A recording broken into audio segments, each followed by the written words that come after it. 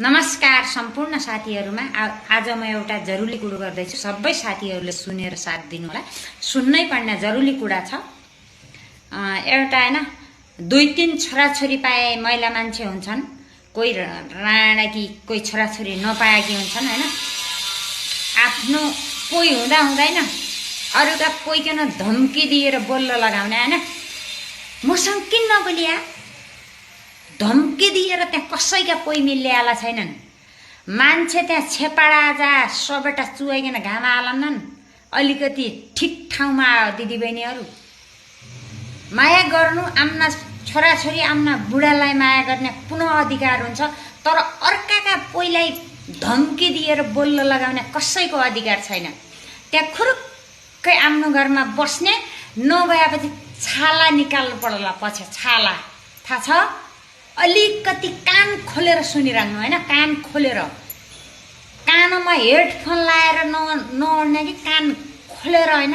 खोलेर को क्या भन्दछ, कोहीले क्या तरिकाले कुडारिया छ, कोहीले क्या आरिया छ, आफूले क्या आन्नु पर्ने भनेर अलिकति बचेर हिँड हैन। यस्तो लापरवाही भयो भने भोलि मान्छे तिमीहरूको छाला निकाल्नु पनि बार छैन। थाहा छ, रुमा कपाल खौरेर मुसो घसेर जुत्ताको माला हाल्नु पर्ला पछि। सबै साथीहरूले गलत नसोच्नु होला हैन। यस्तो धम्की दिने मान्छे हैन, अरूको लागि धम्की दिने, अर्का पोइका लागि धम्की दिने हैन। आफ्नो पोइ छ त खुल्ला खाली माया र आफ्ना पोइलाई आफ्नी पोइकी रानी बनाएर बस। रानी भएर किन बसेछौ? पुरा डिपोज गर न, डिपोज गरेर छाडाइन।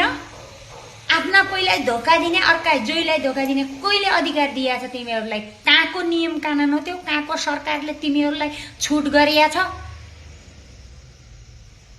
अलिकति मानवता छैन तिमीहरूसँग, मानवता छैन। थाहा छ, आफ्ना बाबुको नाक काट्दै हिँडिएछौ अहिले त्यस्ती महिलाहरूले हैन। किनकि आफ्नो माइती माओली पोइली भनेर पोइलीको त क्या मान सम्मान थियो। दुनियाँ पोइ चखुवाकन आफ्ना पोइको त सवालै हुँदैन हैन। तिनीहरूको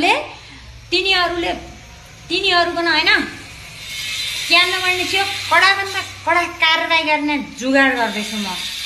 सुनिराख, तिमीहरूको छाला एक गरेर निकाल्लिया।